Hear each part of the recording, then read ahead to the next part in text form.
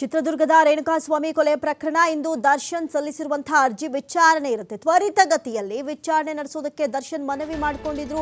ಹಬ್ಬದ ಸಂದರ್ಭದಲ್ಲಿ ಒಂದು ಕಡೆ ಡೇ ಟು ಡೇ ಬೇಸಿಸ್ ಮೇಲೆ ವಿಚಾರಣೆ ನಡೆಸೋದಕ್ಕೆ ಮನವಿಯನ್ನ ಮಾಡಿಕೊಂಡಿದ್ದಾರೆ. ಯಾಕಂತ ಹೇಳಿದ್ರೆ ಬಹಳಷ್ಟು ಸಾಕ್ಷಿಗಳಿದೆ. ಒಂದೊಂದೇ ಸಾಕ್ಷಿಗಳನ್ನ ಎನ್ಕ್ವೈರಿ ಮಾಡ್ತಾ ಹೋದ್ರೆ ವರ್ಷಗಳೇ ಬೇಕು. ಹೀಗಾಗಿ ಡೇ ಟು ಡೇ ಬೇಸಿಸ್ ಮೇಲೆ ವಿಚಾರಣೆ ನಡೆಸಿ ಅಂತ ಹೇಳಿ ದರ್ಶನ್ ಅರ್ಜಿಯನ್ನ ಹಾಕೊಂಡಿದ್ರು. ಈಗಾಗಲೇ ಅರ್ಜಿಯನ್ನ ಸಲ್ಲಿಸಿ ಮನವಿ ಮಾಡಿಕೊಂಡಿದ್ರು ದರ್ಶನ್ ಪರ ವಕೀಲರು. ಇವತ್ತು ದರ್ಶನ್ ಅರ್ಜಿ ವಿಚಾರಣೆಯನ್ನ ನಡೆಸಲಿದೆ ಸೆಷನ್ಸ್ ಕೋರ್ಟ್. ದರ್ಶನ್ ಅರ್ಜಿಗೆ ಪ್ರಾಸಿಕ್ಯೂಷನ್ ಆಕ್ಷೇಪಣೆ ಸಲ್ಲಿಸುವಂತಹ ಸಾಧ್ಯತೆಯೂ ಕೂಡ ಇದೆ. ಇಲ್ಲಿ ಪ್ರತಿದಿನ ವಿಚಾರಣೆ ನಡೆಸೋ ಬಗ್ಗೆ ಆಕ್ಷೇಪಣೆ ಸಲ್ಲಿಕೆ ಸಾಧ್ಯತೆ ಕೂಡ ಇದೆ. ಟ್ರಯಲ್ ಸಂಬಂಧ ಕೋರ್ಟ್ಗೆ ಹಾಜರಾಗಲಿದ್ದಾರೆ ಆರೋಪಿಗಳು. ನಟ ದರ್ಶನ್ ಸೇರಿದಂತೆ 7 ಆರೋಪಿಗಳು ಜೈಲಿನಿಂದ ಹಾಜರಾಗ್ತಾರೆ. ವಿಡಿಯೋ ಕಾನ್ಫರೆನ್ಸ್ ಮೂಲಕ ಹಾಜರಾಗಲಿದ್ದಾರೆ ದರ್ಶನ್ ಹಾಗೂ ಪವಿತ್ರ, ಜೊತೆಗೆ ಉಳಿದಂಥ ಆರೋಪಿಗಳು ಖುದ್ದಾಗಿ ಕೋರ್ಟ್ಗೆ ಹಾಜರಾಗ್ತಾರೆ. ಅದರಲ್ಲೂ ಕೂಡ ಇಲ್ಲಿ ಬಹಳಷ್ಟು ಗಮನಿಸೋದಾದ್ರೆ ಈಗಾಗಲೇ ಬಹಳಷ್ಟು ತಿಂಗಳುಗಳೇ ನಡೆದೋಯ್ತು. ಈ ಬಾರಿ ಎಷ್ಟರ ಮಟ್ಟಿಗೆ ಸ್ಟ್ರಿಕ್ಟ್ ಆಗಿದೆ ಅಂದರೆ ದರ್ಶನ್ ಇವಾಗ ಹೇಗಿದ್ದಾರೆ, ಅವರ ಪರಿಸ್ಥಿತಿ ಹೇಗಿದೆ ಎಲ್ಲವೂ ಕೂಡ ನಿಗೂಢವಾಗಿದೆ. ಅಷ್ಟರ ಮಟ್ಟಿಗೆ ಈಗ ಮೊದಲಿನ ಥರ ದರ್ಶನ್ ಬಂದಾಗ ನೋಡುವಂಥ ಅವಕಾಶವೇನೂ ಇಲ್ಲ. ಅಷ್ಟರ ಮಟ್ಟಿಗೆ ಸ್ಟ್ರಿಕ್ಟ್ ಮಾಡಲಾಗಿದೆ. ಸದ್ಯಕ್ಕೆ ದರ್ಶನ್ ಪರಿಸ್ಥಿತಿ ಹೇಗಿದೆ ಅಂತ ಒಂದು ಕಡೆ ಅಭಿಮಾನಿಗಳ ಆತಂಕಕ್ಕೊಳಗಾಗಿದ್ದಾರೆ.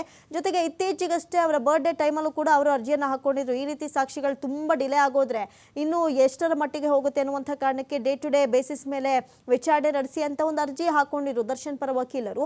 ಆ ಒಂದು ಅರ್ಜಿಯ ವಿಚಾರಣೆ ಕೂಡ ಇವತ್ತು ನಡೆಯಲಿದೆ. ಒಂದು ಕಡೆ ಮೊನ್ನೆಯಷ್ಟೇ ವಿಜಯಲಕ್ಷ್ಮಿ ಅವರು ಕೂಡ ಒಂದು ಸ್ಟೇಟ್ಮೆಂಟ್ ಕೊಡ್ತಾರೆ, ದರ್ಶನ್ ನಿಮ್ಮಿಂದ ಅಭಿಮಾನಿಗಳಿಂದ ನೆಮ್ಮದಿಯಾಗಿದ್ದಾರೆ ಅಂತ. ಯಾಕೆ ಅಂತ ಹೇಳಿದ್ರೆ ಹೊರಗಡೆ ಅಭಿಮಾನಿಗಳು ಅಷ್ಟರ ಮಟ್ಟಿಗೆ ಆತಂಕಕ್ಕೆ ಕಾರಣವಾಗ್ಬಿಟ್ಟಿದೆ. ಒಂದು ಕಡೆ ದರ್ಶನ್ ಹೊರಗಡೆ ಬರ್ತಾರಾ, ಬರದೇ ಇಲ್ವಾ, ಶಿಕ್ಷೆ ಪ್ರಕಟವಾದರೂ ಎಷ್ಟು ವರ್ಷ, ಈ ರೀತಿ ಹಲವಾರು ಪ್ರಶ್ನೆಗಳನ್ನು ಮುಂದಿಟ್ಕೊಂಡು ಕಾಯ್ತಾ ಇದ್ದಾರೆ. ಸದ್ಯಕ್ಕೆ ಇದೀಗ ದರ್ಶನ್ ಮನವಿಯನ್ನ ಮಾಡ್ಕೊಂಡಿದ್ದಾರೆ. ಡೇ ಟು ಡೇ ಬೇಸಿಸ್ ಮೇಲೆ ವಿಚಾರಣೆ ನಡೆಸೋದಕ್ಕೆ ಕೋರ್ಟ್ ಏನು ಹೇಳುತ್ತೆ ಅನ್ನೋದು ಇನ್ನಷ್ಟೇ ಕಾದು ನೋಡಬೇಕಿದೆ. ಈ ಬಗ್ಗೆ ಹೆಚ್ಚಿನ ಡೀಟೇಲ್ಸ್ ಅನ್ನು ಕೊಡ್ತಾ ಹೋಗ್ತಾರೆ ದೂರವಾಣಿ ಸಂಪರ್ಕದಲ್ಲಿ ಪ್ರತಿನಿಧಿ ಸಂತೋಷ್ ಪಟೇಲ್. ಸಂತೋಷ್, ಇನ್ನು ಗಮನಿಸೋದಾದ್ರೆ ದರ್ಶನ್ ಮೊದಲಾದ್ರೂ ಸ್ವಲ್ಪ ಕಾಣಿಸ್ಕೊಳ್ತಾ ಇದ್ರು, ಈಗ ಅದಕ್ಕೂ ಕೂಡ ಜೈಲಿನಲ್ಲಿ ಸ್ಟ್ರಿಕ್ಟ್ ಮಾಡಿಬಿಟ್ಟಿದ್ದಾರೆ. ಸದ್ಯಕ್ಕೆ ಇವತ್ತು ವಿಚಾರಣೆಯಲ್ಲಿ ಏನೆಲ್ಲ ಮಹತ್ವದ ಅಂಶ ಬರುವಂತಹ ಸಾಧ್ಯತೆಗಳಿದೆ?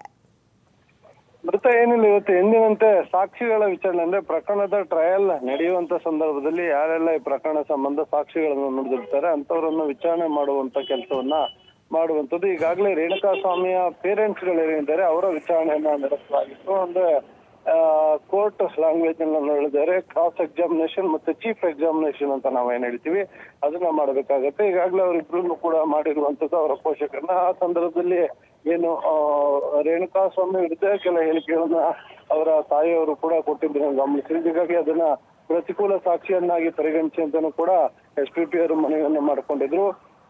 ಸೊ ಹೀಗಾಗಿ ಪ್ರಕರಣಕ್ಕೆ ಸಂಬಂಧಪಟ್ಟಂಗೆ ಸುಮಾರು 270ಕ್ಕೂ ಅಧಿಕ ಸಾಕ್ಷಿಗಳನ್ನ ಪೊಲೀಸರು ಕಲೆ ಹಾಕಿರುವ ಹಿನ್ನೆಲೆಯಲ್ಲಿ ಐ ವಿಟ್ನೆಸ್ ಗಳಿರ್ಬೋದು, ಸೊ ಬೇರೆ ಬೇರೆ ಹಂತದಲ್ಲಿ ಹಾಜರು ಮಾಡುವಂತ ಸಂದರ್ಭದಲ್ಲಿ ಇದ್ದಂತವರು, ಸೊ ಈ ಎಲ್ಲಾ ರೀತಿಯ ಸಾಕ್ಷಿಗಳನ್ನ ಕರೆಸಿ ಅವರು ವಿಚಾರಣೆಯನ್ನ ಮಾಡಬೇಕಾಗತ್ತೆ. ಸೊ ಆ ವಿಚಾರಣೆಯನ್ನ ಇವತ್ತು ಅರ್ಜಿ ಬೇರೆ ಸಾಕ್ಷಿಗಳನ್ನು ವಿಚಾರಣೆ ಮಾಡ್ಲಿಕ್ಕೆ ಮುಂದಾಗಲಾಗಿತ್ತು. ಇವತ್ತು ಅರ್ಜಿಯ ವಿಚಾರಣೆ ಆಗುತ್ತೆ.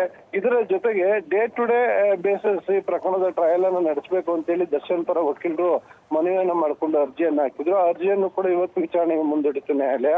ಆ ಅರ್ಜಿಯನ್ನು ವಿಚಾರಣೆಗೆ ಕೈಗೆತ್ತಿಕೊಳ್ಳುತ್ತೆ. ಅಂದ್ರೆ ಡೇ ಟು ಡೇ ವಿಚಾರಣೆ ಟ್ರಯಲ್ ನಡೆಸಲೇಬೇಕು ಕಡ್ಡಾಯವಾಗಿ ಅನ್ನೋದು ಮನವಿಯನ್ನ ಮಾಡ್ಕೊಂಡಿದ್ರು. ಅದಕ್ಕೆ CID ಪೊಲೀಸರ ಪರದಿಂದ ಅವರಿಗೆ ಏನು ಅಬ್ಜೆಕ್ಷನ್ ಸಲ್ಲಿಕೆ ಮಾಡುವಂತ ಸಾಧ್ಯತೆಗಳು ಕೂಡ ಇರುವಂತದ್ದು. ಅದಕ್ಕೂ SPP ಅವರು ಸಿದ್ಧತೆಗಳನ್ನ ಮಾಡ್ಕೊಂಡಿರುವಂತದ್ದು. ಒಟ್ಟಾರೆಯಾಗಿ ಎರಡು ಒಂದು ಟ್ರಯಲ್ ಕಡೆ ಮತ್ತೊಂದು ಕಡೆ ಡೇ ಟು ಡೇ ಬೇಸಿಸ್ ಮೇಲೆ ಏನ್ ಟ್ರಯಲ್ ನಡೆಸಬೇಕು ಅಂತ ಹೇಳಿ ಮನವಿ ಮಾಡಿದ್ರೆ 2 ಅರ್ಜಿಗಳ ವಿಚಾರಣೆ ಇವತ್ತಿರುವಂತದ್ದು. ಸೊ ವಿಚಾರಣೆ ನಂತರ ಏನೆಲ್ಲ ಬೆಳವಣಿಗೆ ಆಗುತ್ತೆ ಅನ್ನೋದನ್ನ ಕಾಯ್ದು ನೋಡ್ಬೇಕಾಗುತ್ತೆ. ಅಮೃತ. ಥ್ಯಾಂಕ್ ಯು ಸಂತೋಷ್ ಪಟೇಲ್ ತಮ್ಮೆಲ್ಲ ಮಾಹಿತಿಗಾಗಿ.